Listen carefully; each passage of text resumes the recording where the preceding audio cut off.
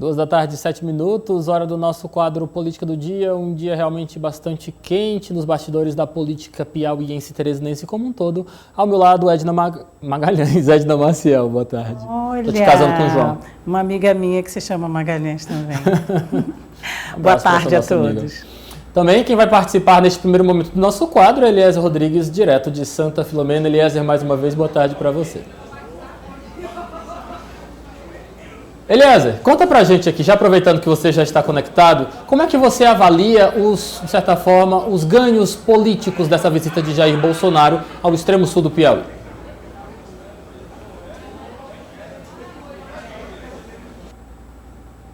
Caiu.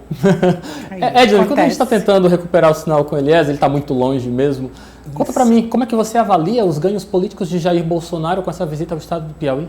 Olha só, por tudo que nós acompanhamos aí, a primeira entrada exclusiva aí da TV O Dia, né, aqui, o Dia TV, e nós acompanhamos a movimentação grande, né, tivemos lá todos os representantes que têm a fatia mesmo, né, na ponte aí, nós comentávamos aqui, todos os correligionários, Eumano Ferri, Júlio Arcoverde, né, e Marcelo Castro, enfim, o senador Ciro, que fez duras críticas ao governo do Piauí, né, e também o pronunciamento do presidente, marcando a sua presença, falando da sua ideologia, fazendo suas críticas. Então, assim, o ganho político para Bolsonaro é grande devido a tantos políticos piauienses naquela região, né, no sul do estado, e também ao seu eleitorado, aos seus admiradores, participando, acompanhando.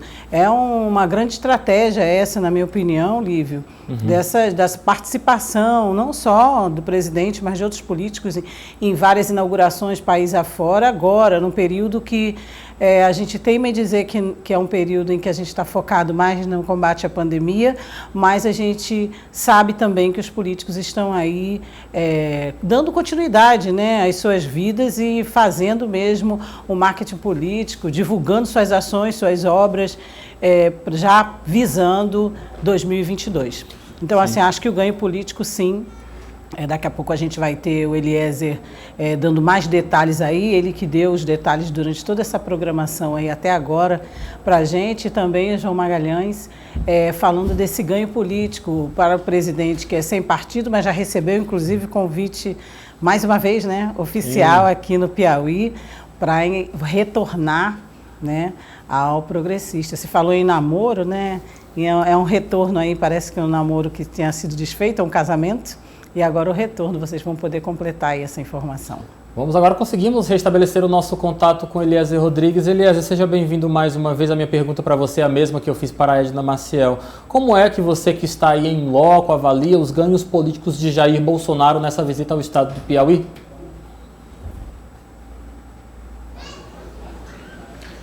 Olá, boa tarde, Lívio Galeno, boa tarde aos colegas aí do quadro Política do Dia, telespectadores da O Dia TV. Bom, inegavelmente o impacto político é bastante significativo. Primeiro porque nós estamos em uma região do interior do Nordeste, onde historicamente, aí, considerando os últimos 10, 15 anos, não há uma tradição de fortalecimento das ideologias de direita, essas ideologias que são aversas a governos anteriores ao do presidente Jair Bolsonaro. Então, de fato, existe esse trabalho, é preciso plantar uma semente, regar, esperar para colher os frutos. O presidente Bolsonaro, Lívio, no seu pronunciamento, que nós transmitimos ao vivo, com exclusividade pela O Dia TV, chegou a confessar que não foi bem votado. Ele reconhece que aqui a sua pessoa, as suas bandeiras não têm tradição política. E à medida que ele visita uma região como essa, esse trabalho ele tende a ser fortalecido, no sentido de ganhar uma notoriedade, ser mais visto. As pessoas aqui, quando viram a ponte inaugurada, entregue, reconheceram o valor da obra, um sonho de décadas realizado, e agradeceram ao presidente da República, Jair Bolsonaro. Nós observamos aqui a forma como o senador Ciro Nogueira aproveitou a sua fala no palanque oficial para atacar o atual governador Wellington Dias. Chegou a dizer que o governador Wellington Dias não teria a iniciativa de vir aqui, porque poderia ser até vaiado, porque esqueceu dessa região do estado do Piauí. Enfim, o aproveitamento político foi muito grande. Nós observamos aqui personalidades como o senador Marcelo Castro, responsável por indicar mais da metade dos recursos aplicados na obra, sem o devido reconhecimento. Praticamente só se disse que o senador Marcelo Castro estava aqui, mas detalhadamente não se colocou o que ele fez para a execução desta obra. Então, de toda forma, observamos que este lado político ele foi muito trabalhado. Pessoas como o prefeito de Teresina, o doutor Pessoa, foram convidadas, mas acabaram não vindo para este evento. Não podemos afirmar exatamente se por questões políticas, partidárias, mas não marcaram presença aqui nesta solenidade. E vemos, por um lado também observamos, uma forte militância de pessoas que são já adeptas da ideologia de direita, que vieram de cidades distantes, do Piauí, do Maranhão, até de Brasília, né? Pessoas realmente com aquele comportamento de vestir o verde e amarelo, de ovacionar o presidente da República. O presidente tocou em questões polêmicas, questões que envolvem a gestão da pandemia, a CPI da Covid-19, o plano assistencial adotado para suprir os impactos econômicos nessa crise. O presidente tem se achado aqui, segundo a fala dele, em Santa Filomena, injustiçado pela mídia, porque apresentou aqui dados oficiais que muito fez, inclusive em programas de transferência de renda, foi o que mais transferiu renda aí nos últimos 10 anos, através de programas como o auxílio emergencial e o próprio Bolsa Família. Enfim, o palco foi muito amplo, muito diverso, cada declaração é muito forte, é motivo para debate, para discussão aí no campo do jornalismo político. Lívio Galeno. Obrigado, Eliezer, pela sua participação. Eliezer, que está a quase 900 quilômetros de distância a serviço da informação, vai descansar, também vai voltar em segurança aqui para Teresina. João Magalhães, seja muito bem-vindo nesta tarde de Política do Dia, tudo bem?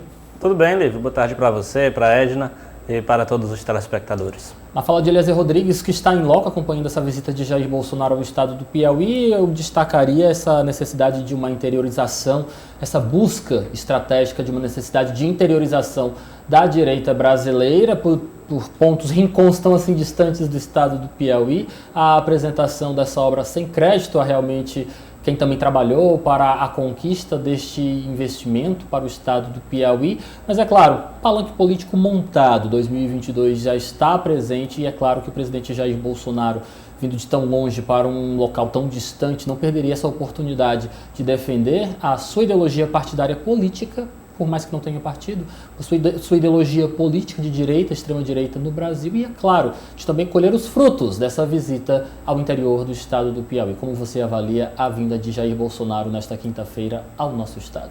Olha, Lívio, do ponto de vista da estratégia política em disseminar ou fortalecer a sua imagem junto àquele eleitorado que, como você falou, é uma região eu diria até que é uma região distante e eu diria até que de difícil acesso, principalmente aquele entorno ali, tanto o lado piauiense quanto o lado maranhense. O presidente Jair Bolsonaro, sem dúvida nenhuma, coloca em prática a estratégia de se aproximar dessas regiões, de chegar lá ao lado de seus aliados políticos, levar militância política de outras regiões que são um pouco mais distantes. A gente também tem essa informação, né, de que caravanas de outras cidades foram lá para Santa Filomena recepcionar e fazer uma festa política, né, vamos dizer assim, ao presidente Jair Bolsonaro. Isso faz parte da estratégia em fortalecer a sua imagem junto à sociedade, principalmente aquela população ali da região de Santa Filomena.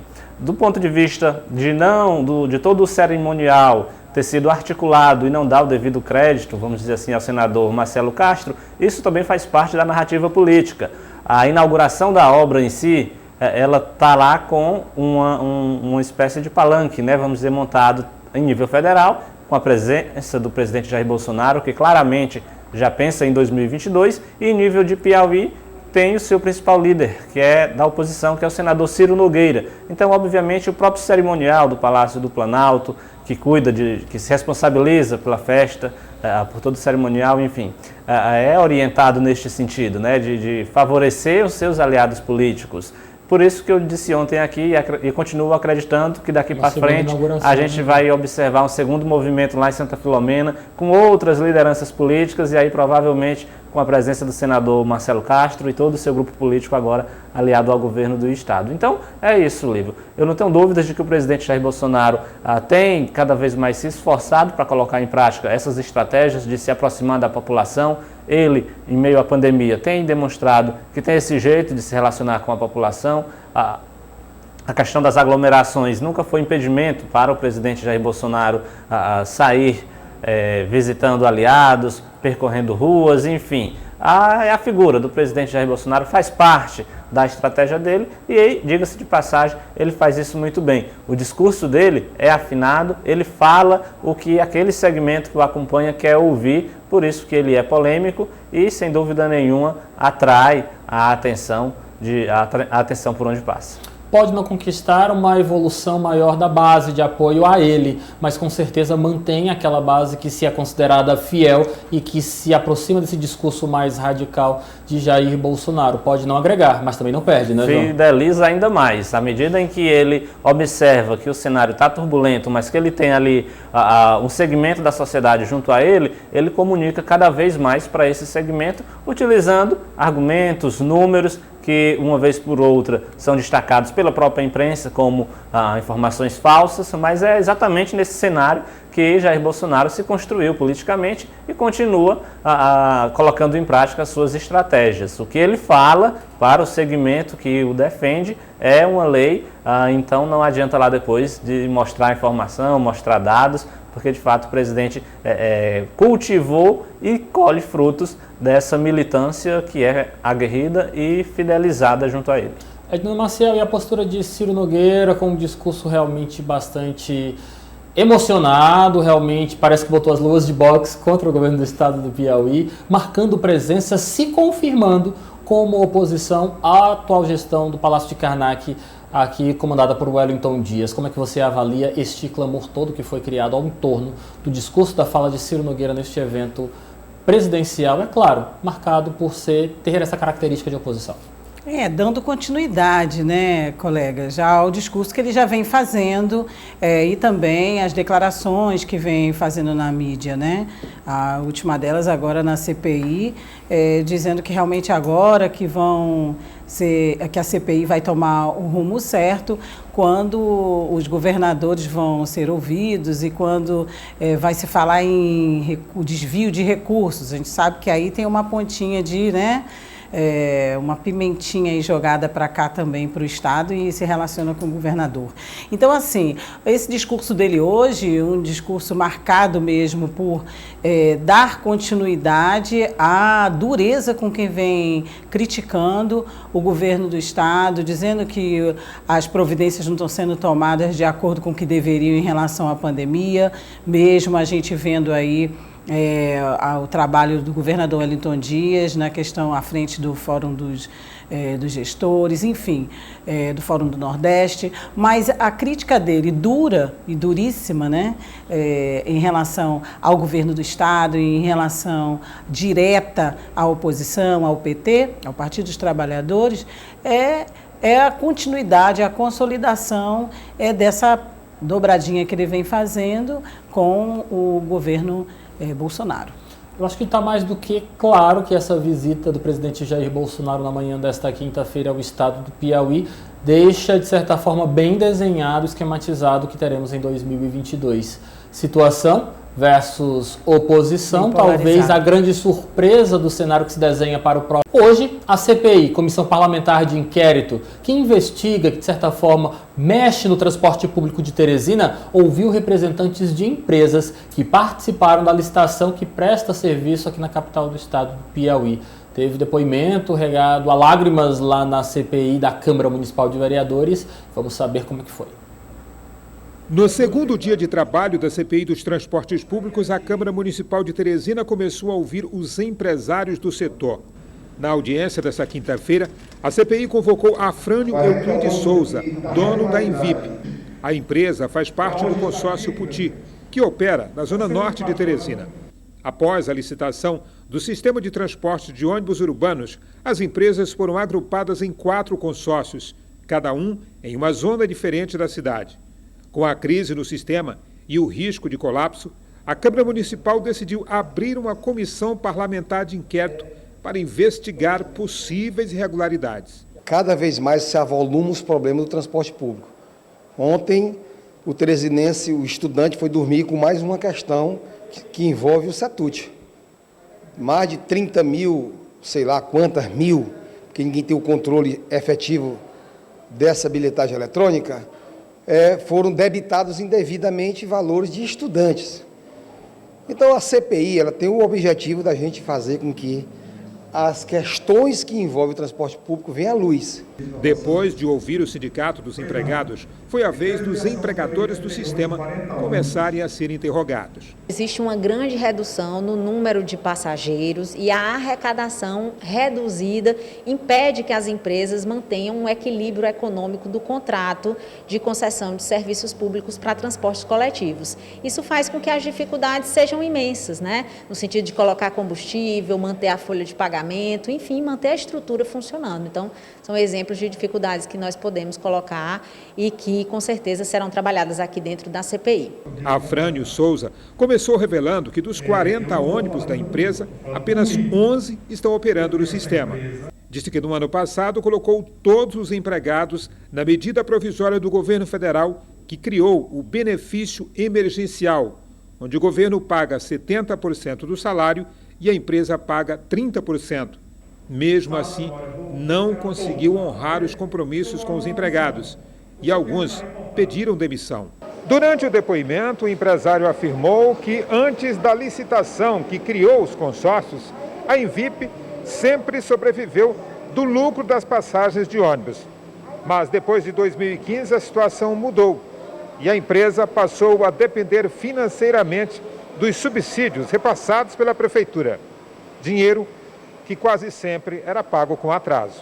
O presidente da CPI lembrou ao empresário que, ao assinar o contrato na licitação, lá em 2015, as empresas teriam se comprometido a implantar vários serviços e equipamento nos ônibus, melhorando, assim, a qualidade do serviço prestado à população. Compromissos que não foram cumpridos mesmo antes da pandemia. A gente quando malha bater, a gente quando trabalha bater, a gente quando acorda cedo bater, a gente fica triste, indignado.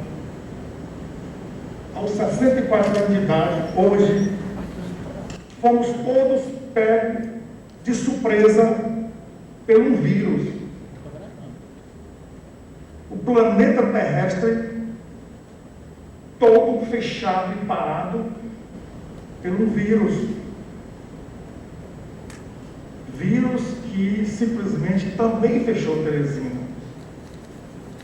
Decretos do governo estadual, decretos do governo municipal, fecha tudo para poder dar vida ao povo. Esse povo, antes da pandemia, senhores, andava de ônibus, porque eu tenho um know-how desse transporte. E logo depois de março do ano 2020, simplesmente acabou o transporte em todo o Brasil. A sessão continua na próxima terça-feira. Acreditamos que a CPI ela possa sim trazer esses caminhos, apontar essas soluções e que a prefeitura possa, a partir daí, junto com os representantes dos consórcios, voltar a operar o sistema de transporte público da nossa capital. Oitivas emocionadas, o sistema se apresentando como falido, nós temos também essa realidade do transporte público de Teresina que não está contento há muito tempo. Edna Maciel, foi uma oitiva bastante dura hoje. E a gente sabe que toda a situação econômica atingiu realmente todo mundo, mas a situação e a pandemia também, né? Mas a situação do transporte público, ela é antiga, esse formato é antigo. Nós estamos sempre acompanhando, pelo menos há mais de 20 anos, os cálculos dessas planilhas, né? Agora, absurdamente, estamos vendo pessoas desempregadas ou recebendo segundos, depoimentos e denúncias de forma não bem condizente, vamos dizer assim, com as leis trabalhistas. Gente passando fome, fazendo até vaquinha lá na Câmara para poder passar esses dias, vamos dizer assim, né? Servidores não, cobradores, motoristas, enfim, empregados, né? Então, assim, colaboradores dessas empresas que não merecem esse tipo de tratamento. Então, se realmente todas essas denúncias que nós estamos ouvindo forem confirmadas, há que se fazer, realmente há que se tomar uma providência urgente em relação a essa questão dos transportes. Nós estamos aqui entrevistando no Dia News vários representantes desses segmentos, e tanto nas matérias como aqui ao vivo, e a gente escuta sempre a mesma coisa, gente, há vários anos. Então, qual é a solução? Por onde começar? De que forma fazer?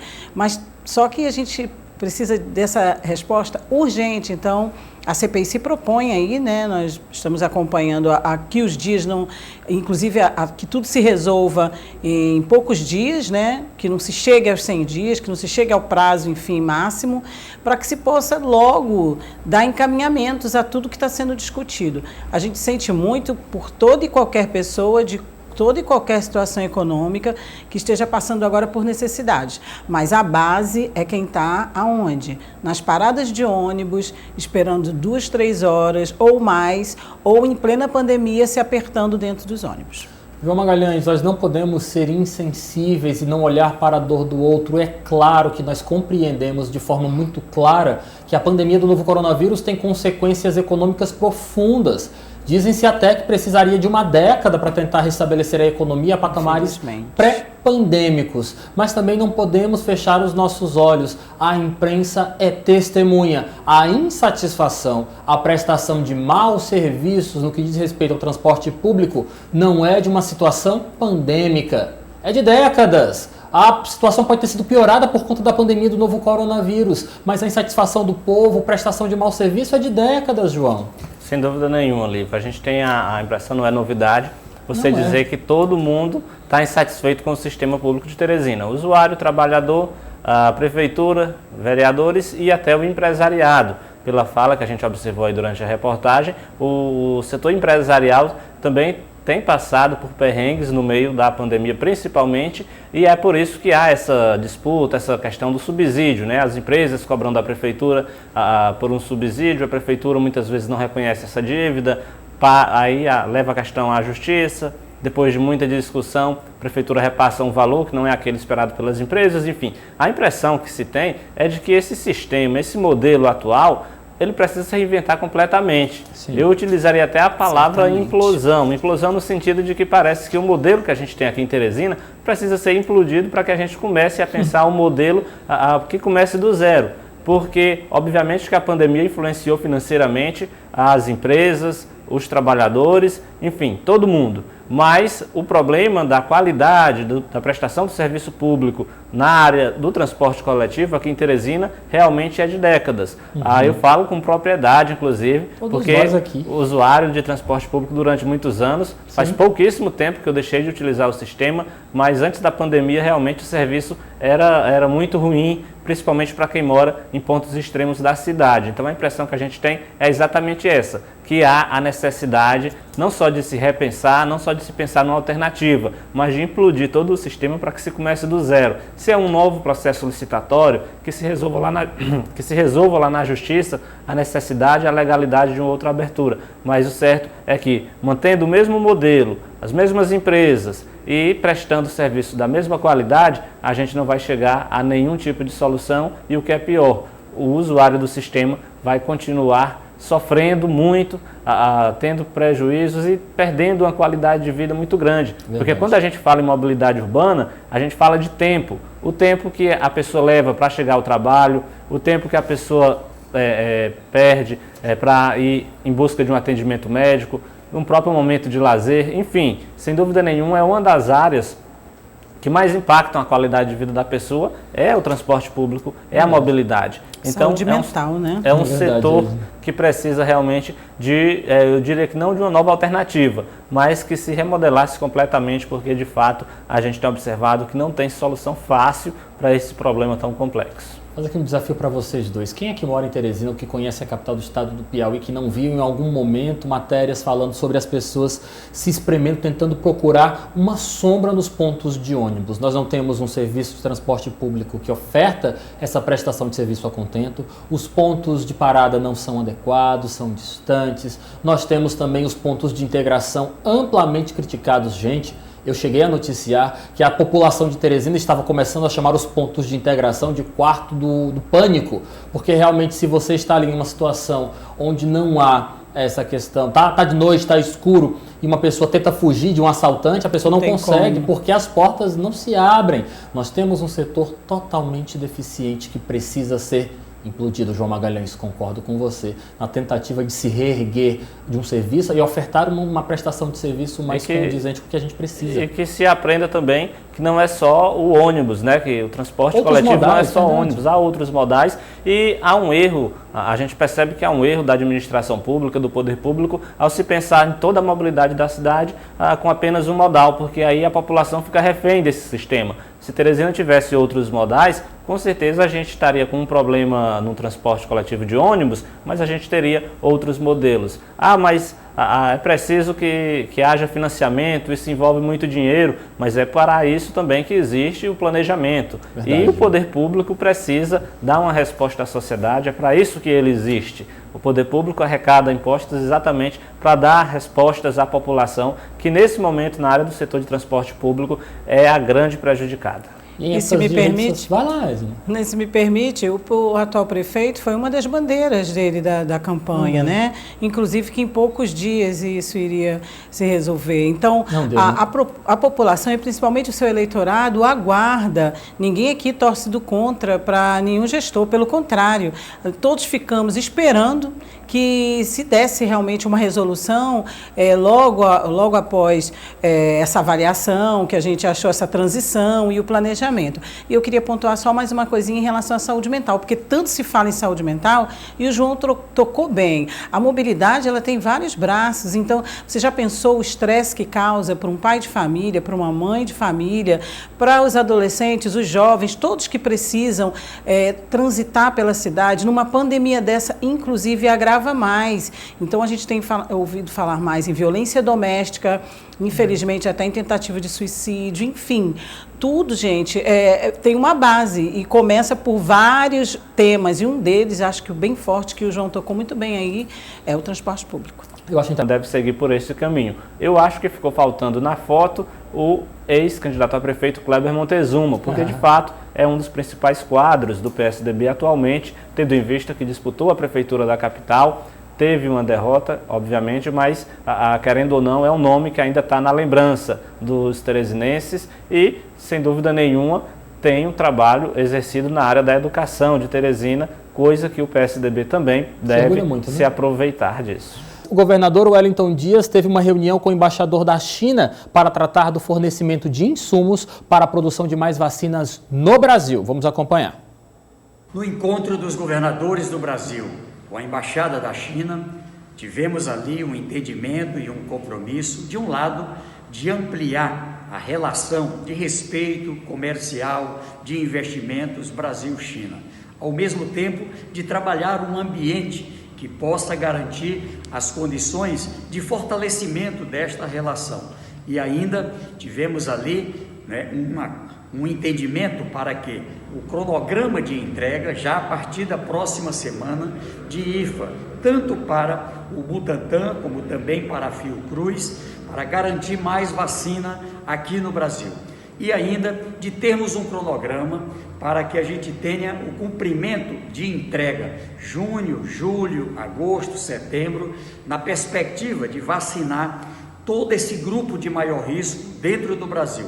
A China ter a compreensão de que nesse instante esse trabalho humanitário com o Brasil, ele é importante para o Brasil e para o mundo. E além disso, de trabalharmos um grupo, não é, que vai estar preparando uma agenda Brasil-China com os estados, com o governo da China, para que a gente possa, quem sabe, no segundo semestre, fazer esse encontro para tratar não apenas de vacina, mas de interesses bilaterais, comerciais, de investimento entre os dois países. E é importante destacarmos, como frisou o governador do estado do Piauí, tanto os insumos, o princípio ativo para a fabricação da vacina da AstraZeneca em parceria com a Fiocruz e da Sinovac em parceria com o Instituto Butantan são enviados, produzidos e enviados da China para o Brasil. Obrigado, João. Boa tarde para você e até amanhã. Obrigado, Levi. Boa tarde. Até amanhã. Edna, aquele abraço para você. Muito obrigado. Para vocês também, boa tarde. Obrigada, audiência. Política do Dia.